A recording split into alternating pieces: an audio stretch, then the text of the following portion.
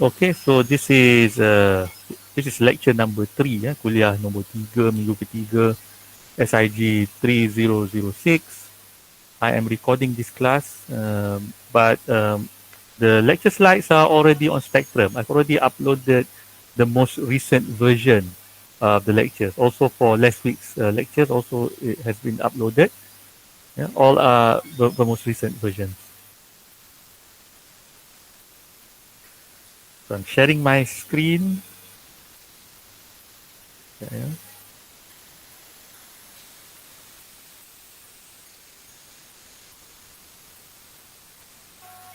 Okay.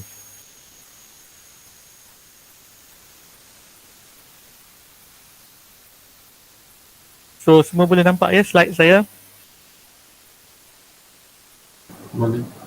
Alright.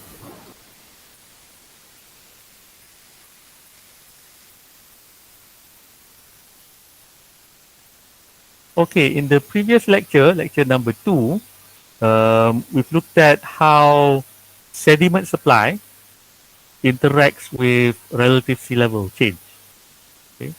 Um, because of the differences in the rates of change in sediment supply and also in the rate of, of relative sea level rise and fall, you get different patterns to the stratigraphy.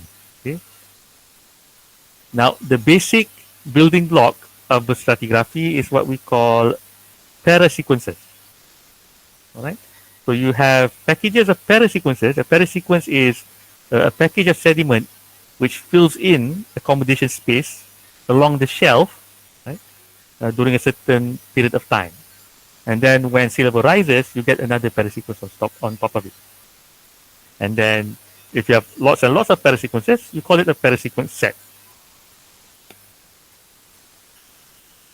Okay. So let's go back to this curve here, the relative sea level curve. This is a complete cycle of sea level fall and rise. So in each cycle, you have a falling limb from high moving to low, then a rising limb going back upwards from low to high, right? And depending on where you are on the sea level curve, and then you have sediment supply, you will get different types of stratigraphy, okay, different patterns. Okay? So that is what we are going to talk about in the next few minutes. Yeah. Um, You have different parts of the relative sea level cycle produces a different stratigraphy. And this is again because of the interaction between relative sea level and the sediment supply.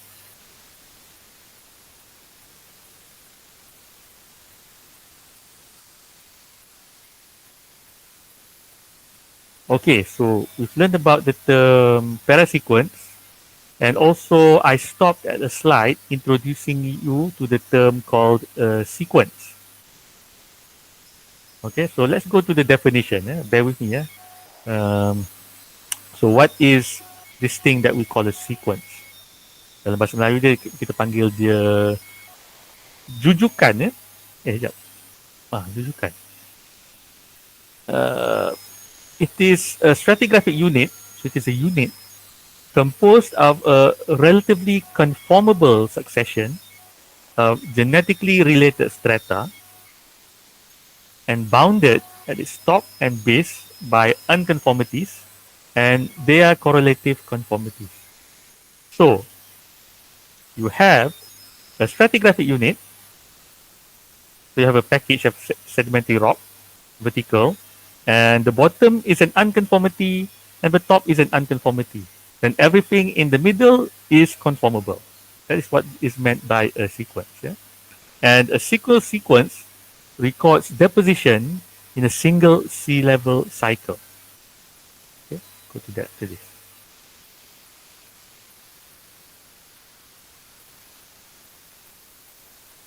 Okay, so let's look at this diagram on the right hand side here. So what do we have? First, notice the black solid curve. This is a sea level curve. All right. So right hand is low, left hand is high. Okay, this is yeah. And notice how it moves. First, you have a falling limb; it goes down, and it goes up again, and it goes down again. So basically, you have a single cycle here. A sea level, right? Goes down, goes up.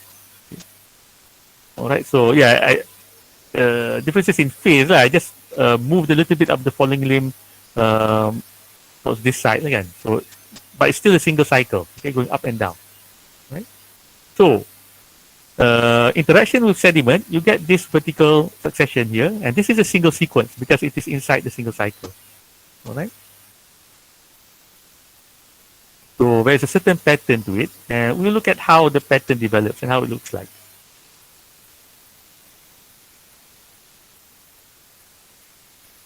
All right. So you have a sequence, and this is I've marked for you the sequence on the log here. So from this point up to this point is a single sequence. That is a single sequence. Yeah. So it occurs during a single cycle of sea level. And okay, so notice where the boundaries are. The boundaries of a sequence we call a sequence boundary. Senang kan? There's a reason, and it is always, yeah, and it is usually an unconformity, okay, but which can be traced into what we call correlative conformity. Don't worry about the terms later on. Kita bicara the terms. All right. So notice the bound where the position of the boundary is. In the lower part, it is along the falling limb, and this is where sea level stops to fall and starts to rise again. And this is where you will get an unconformity because of erosion during relative sea level fall. So that is why you have the boundary of the sequence here. Then it goes, it slowly goes up, rapidly goes up, starts to fall down, really falls down, coming back to another relative sea level fall here. And then erosion, you have another unconformity. So another sequence boundary. And we label a sequence boundary usually by the abbreviation SB, singkatan dia SB. And we color it as red or orange. So saya guna merah ni lah, use red for the single sequence boundary here. Okay. So, a single sea level cycle, the stratigraphy form will be called a single sequence. But you can actually divide a sequence into several parts. Kita boleh bahagikan sequence kita ni kepada beberapa bahagian kecil. Yeah? And these smaller subsections of a sequence is called systems tracks. Systems tracks. Yeah? Okay. So, yeah, sediments in a sequence are subdivided into systems tracks. And a systems track is a distinct stratigraphic unit, and it is deposited under different phases of relative sea level. So during this phase here, when it's falling down, it's a different systems track. When it's rising very fast, it's a different systems track. And during its rise, which is very slow and starting to fall down, it is another systems track. Okay.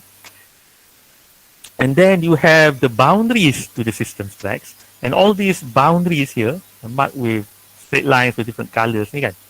So, these are what we call key stratigraphic surfaces.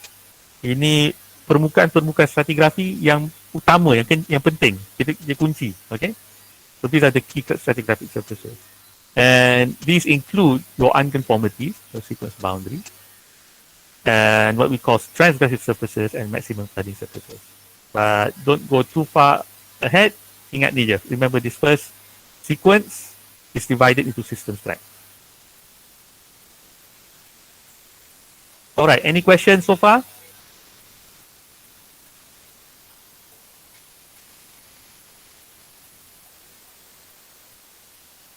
Tak ada, Doktor. Alright.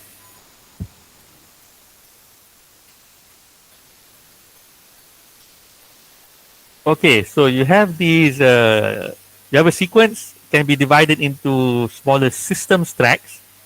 And the systems tracks happen during different phases of relative sea level. Let's look at where you get different kinds of systems tracks on the sea level curve. So back to an ideal sea level curve here kan. Falling limb, up, rising limb. Time moving towards the right. Okay.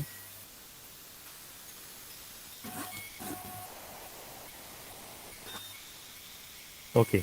So you have different system tracks during different phases of the relative sea level. So during the falling limb here, you get what we call a falling stage system track, FSST. In sequence stratigraphy, there is a lot of terms, so you use a lot of abbreviation. Kita banyak singkatan dalam sequence stratigraphy. Ya. So falling stage system track, which happens when on the falling limb. So it's falling, so we call it falling stage system track. This is followed by a low stand systems track. This is during where sea level is still, at a still stand. Dia berhenti kejap. Then it rises slowly. So this is the low stand systems track. Then you have the steep rising phase.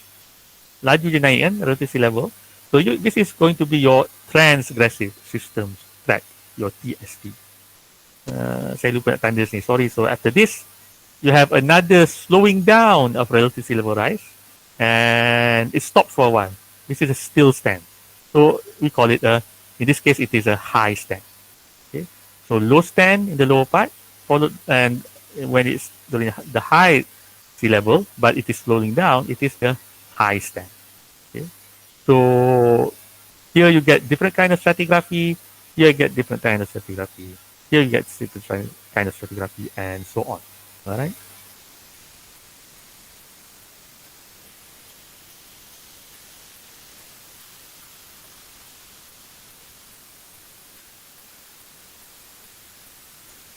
Okay. So sequences are divided into systems tracks. So let's look at each individual system track. What is happening during the different phases on the sea level cycle. Yeah. So in this case, we use an ideal passive margin shelf. Right? Everybody understand the term passive margin? You've done tectonics, yeah?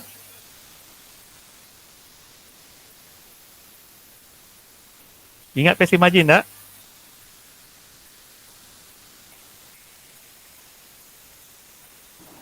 Tak, doktor, tak ingat. Anybody can help? Boleh tolong? Remember active margin, passive margin?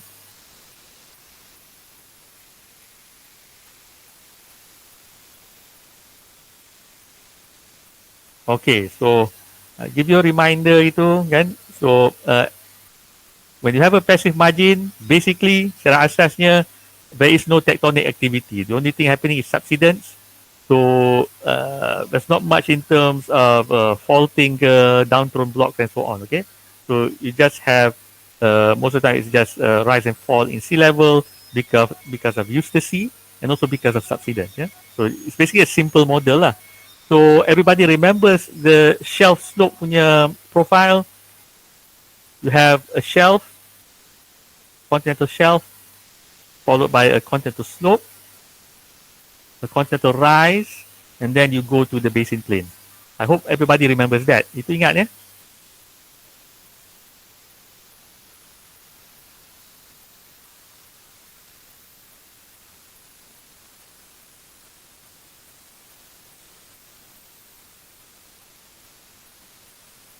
Everybody ingat tak? Shelf, slope, basin. Yes, doctor, yes. Right. Okay. Okay.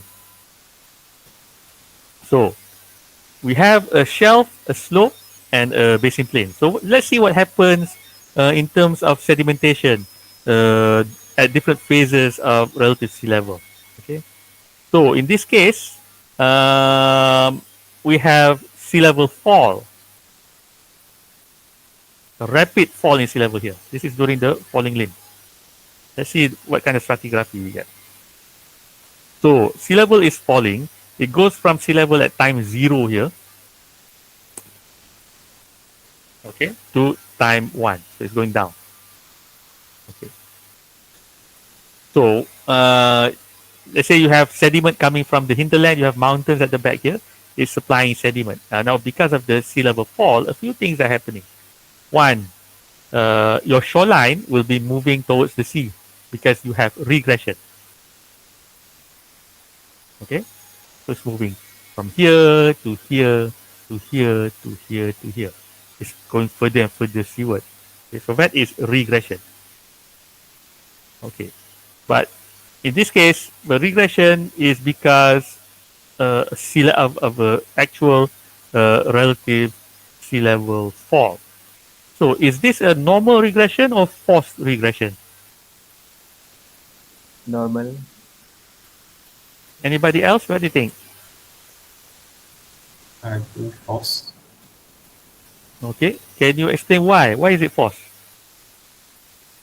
I think it's like the sea level falling down and causing the next deposited layer to be like having a lower position.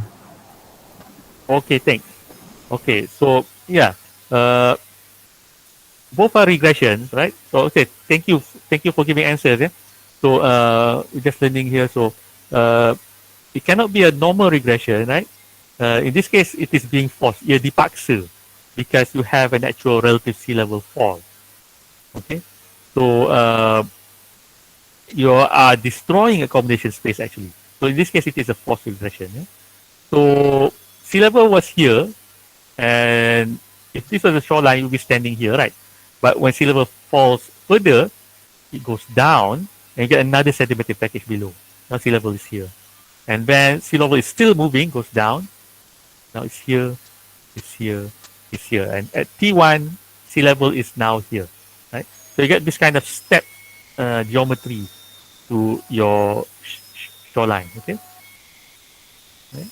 So lots of sand here, like beaches going downwards and downwards and downwards. Okay, okay, so you get these down-stepping parasequences. Now, if it was normal regression, it should be going laterally and a little bit upwards. Gitu. Okay, so further seaward, because of for the landward, what is happening is because of the sea level fall, this part is going to be eroded. So time zero was here, when it goes down here, all this will be destroyed. Okay? So you get an unconformity. All right. Now further seaward, all the sediment which has been eroded, right? Some of it will be trapped on the shoreline as your deltas or shore face. Some of it will be transported further seaward as turbidity currents and also as debris flows. And you get turbidites and debrites forming submarine fans. Okay? So this kind of sedimentary package which occurs during the falling stage here is called a falling stage systems tract. In certain textbooks, it's called the early low stand. But let's not talk about those kinds of details. We'll talk about that later. So let's call it the FSST in this case. Yeah? So it's developed during period of relative sea level fall. It is forced regression. Landward, you have fluvial incision and sediment bypass and unconformity. Seaward, you have a downward, basinward stepping coastal wedges.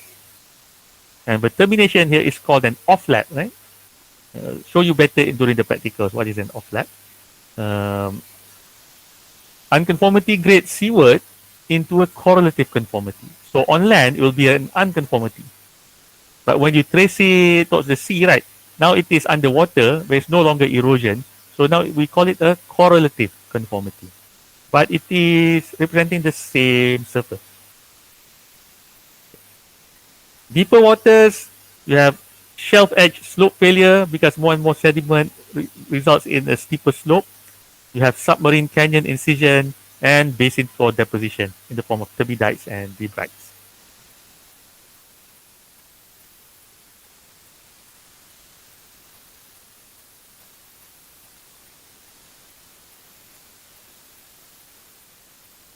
So, one thing I need to remind you, we're talking about the falling stage systems tract, and a lot of the time, the sedimentary package is going to be very thin. When you're looking at regional scale data like seismic, and most of the time you cannot even see it. It's very thin. Maybe just 2 or 3 coastal wedges je, gitu, right? So when talking about large-scale sequence stratigraphy, we usually tend to ignore the falling stage system track, and in a lot of the cases, the falling stage system track is mostly eroded because it happens during relative sea level fall. Now, once we reach the lower sea level starts to rise again, but it's very slow. Okay, so this is the time of deposition of the low stand system track. Okay, so well, the LST is the sedimentary package deposited from the end of relative sea level fall, and the subsequent still stand where sea level remains static for a period of time, followed by the slow initial rise of relative sea level. The LST is deposited after the onset of relative sea level rise and as long as the shoreline regresses. So the shoreline regresses, okay, during the low stand system track. And what you get is low rate progradation and also aggradation. Okay, so let's see what happens. So here I've now marked our sequence boundary. It is above the FSST here. Okay? And then you have a correlative conformity for the seaward. Now, this is the FSST below it here, right? Now, what happens during the initial rise here? Well, first, going from time 1 to time 2, okay? So sea level is rising, but slowly. Because of this, your sediment can catch up. So first, you have these deltas which are prograding. It moves towards the side rather more than going upwards, right? But after some time, sea level starts to rise and slowly. So as you move further with time, it becomes more and more vertical. So it goes from progradation followed by aggradation. Right? So that is what is happening along the shoreline. And further seaward, you can still get deposition of turbidite lobes, and also channel levees during this time. Okay.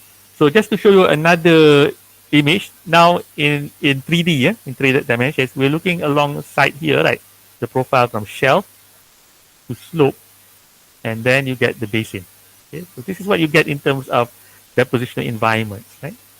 So onshore, you had this incision of the shelf, the fluvial incision during the FSST, but then that has stopped because now sea level has started to rise.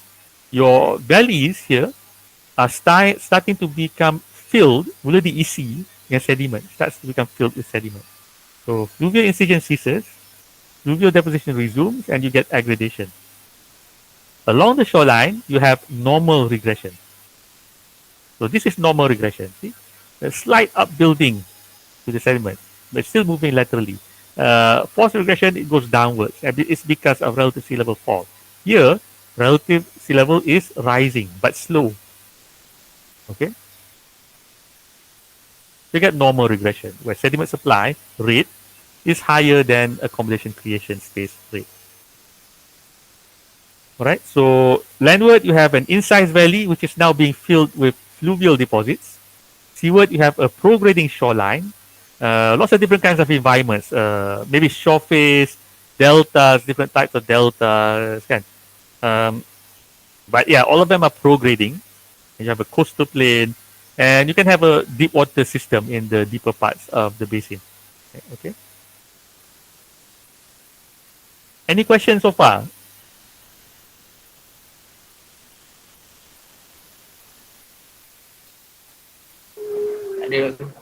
All right. So next few weeks, today's lecture is going to be very important. You need to understand this. For the rest of the semester, it's mostly going to be exercises regarding these concepts. You need to understand sequence stratigraphy. Okay. Okay. So then we go to a next phase. Phase of rapid sea level rise, marked here. Falling stage, low stand. Now we have transgressive system track. Okay.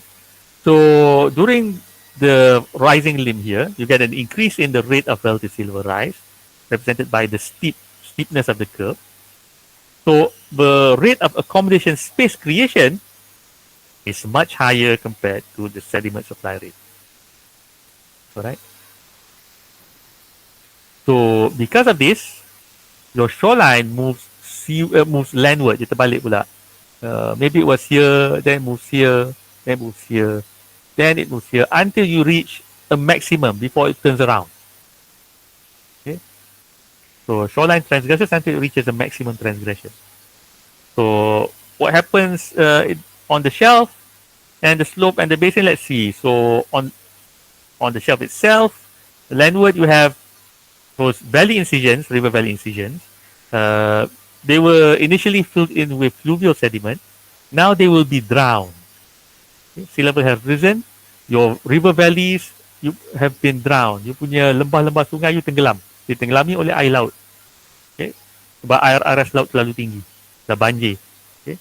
So you get drowned inside valleys. May change from fluvial to become estuaries. Jadi muara. Seaward, you still have beaches, right? But because of wave reworking, strong waves and tides, right, and not much replenishment of the sediment by rivers, you get wave and current rework deposits. All right, and this also, of course, the shoreline is moving further and further landward. Marine sediments will also move further and further landward.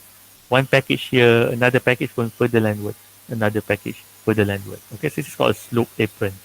Okay, so you have turbidites, you have marine deposits, but they're also moving further and further landward. All right. Now, you get a sharp transition. First, you go from progradation to aggradation, then it abruptly changes to retrogradation, goes backwards. There's also an associated fascist change, but we'll talk about that later. The boundary between the LST below and the TST above is called a transgressive surface, TS. Okay. It marks the onset of transgression. It is the boundary between the TST and the LST. So I mark here the TS, the transgressive surface here, in dark blue. This surface here, I'm placing it on top of the LST and below the TST. Notice in some places it can actually merge with your sequence boundary, but we'll talk about that later. Okay, so yeah, sea level is rising very fast.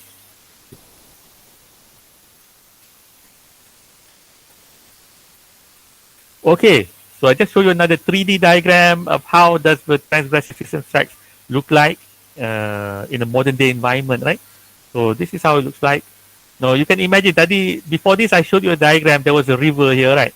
With a river valley, a lembah sungai, was incision, filled in with fluvial deposits. But now, because of transgression, shoreline moves further landward. The seaward part of the river has now been drowned underwater, under seawater and brackish water. So it has turned into what we call an estuary, a drowned river valley. Okay? So you might have a small delta at the back of the drowned river valley, it's a bayhead delta, but it's not a large prograding delta like you see during regressive parts of the stratigraphy. And you have things like beaches, but the beaches are actually becoming eroded. They move further and further landward. And you also have these marine sediments being reworked by waves and tides.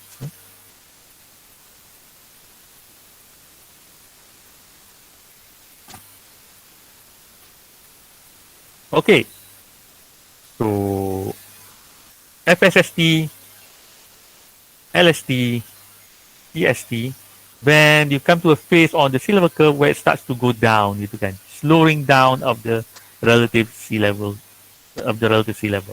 slowing rate of relative sea level rise. Dia masih naik, it's still going upwards, but the rate is getting slower and slower.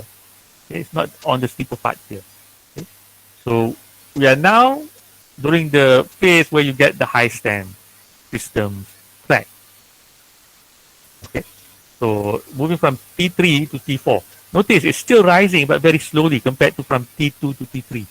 Very fast here, okay? Okay, so what kinds of sedimentary package do you get during the high stand? So this is a period of slowing rate of relative sea level rise. The rate of sediment supply is much higher compared to the rate of accommodation space creation. So this is the end of transgression, and you start to get a still stand followed by a regression. So because of that, what you get on the shelf itself is first you get aggradation, dia naik atas dulu vertically. First it's aggrading, sea level is still rising fast, but then it starts to slow down.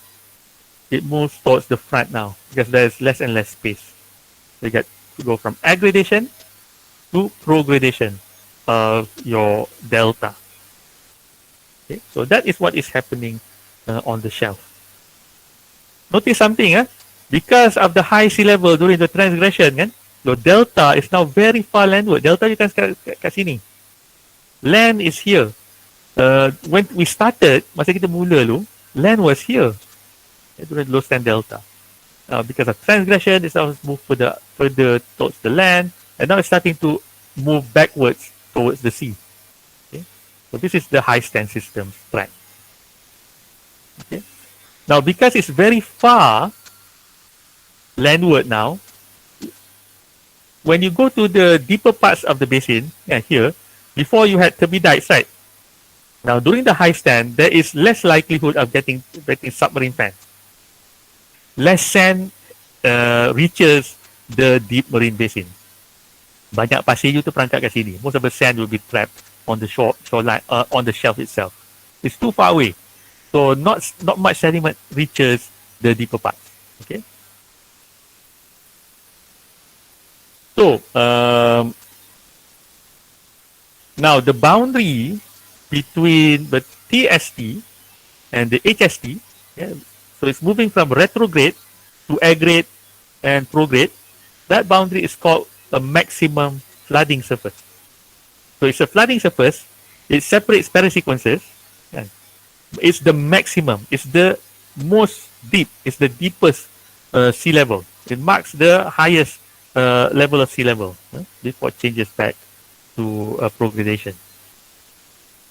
Okay, so that's a maximum flooding surface, separating the TST and the HST. Okay, so we'll talk about how we identify the maximum flooding surface in seismic section later on. But I'll just show you, mention briefly that it is usually marked by a surface where where you have what is called downlapping on top of the maximum flooding surface. So this is a downlap. So you have delta parasequences, and you have the delta front here is sloping, right? So it terminates on the surface, right? But this one stops here. This one line here stops here. This one line here stops here, right? And this surface here is called a downlap surface. It's going downwards. That's why you call it a downlap. The delta is going, the slope is going downwards here, right? Okay. So that is a good marker for identifying the maximum flooding surface. Don't worry, we'll go to detail in practical. Lagi senang nak cerita dekat practical. Okay, so you have sea level going up and down, and during different phases of the sea level, you get different interactions with sediment supply, and because of this, you get a different pattern to your stratigraphy. Okay, and the kind of stratigraphy you get most of the time depends on where you are. If you're on the shelf, you got different kind of pattern. You're in the deep marine area, you got different kind of pattern. But there are general patterns, general trends. And I'll just show you the general trends here. So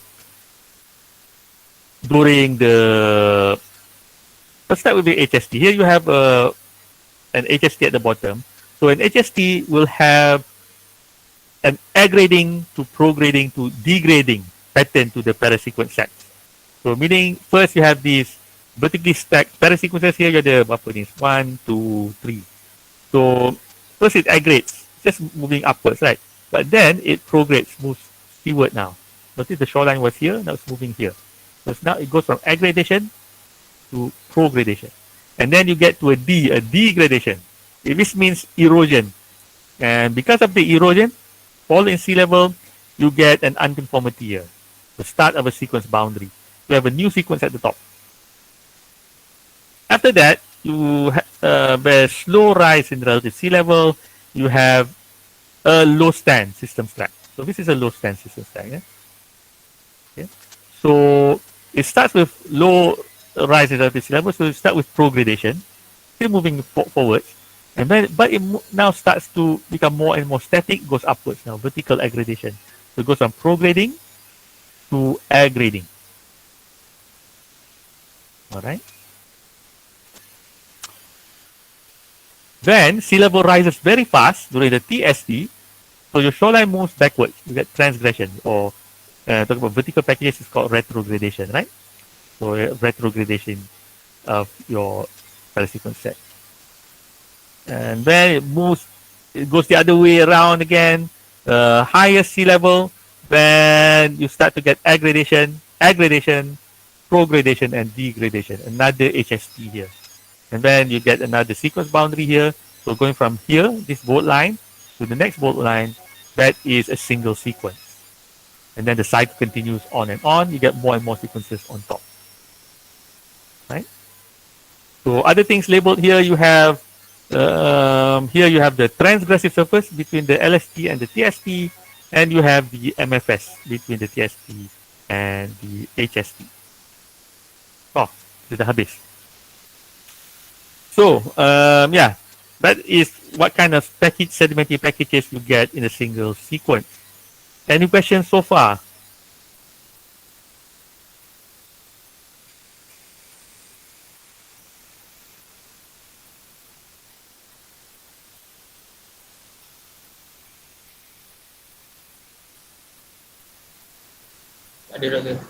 All right.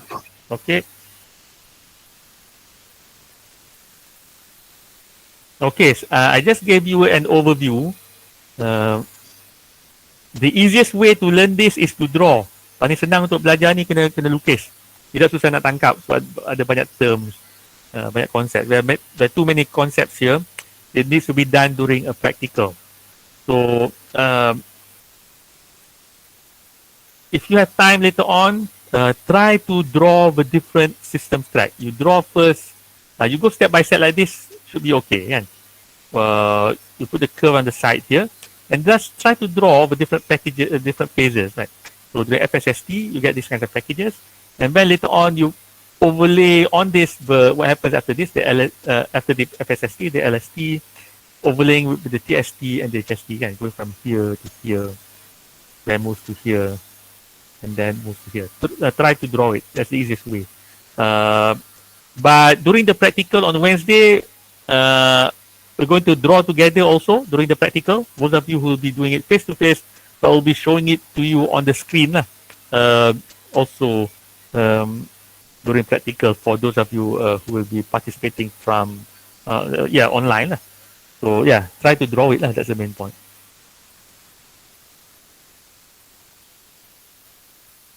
All right. So we finished a little bit early, but one thing I need to mention.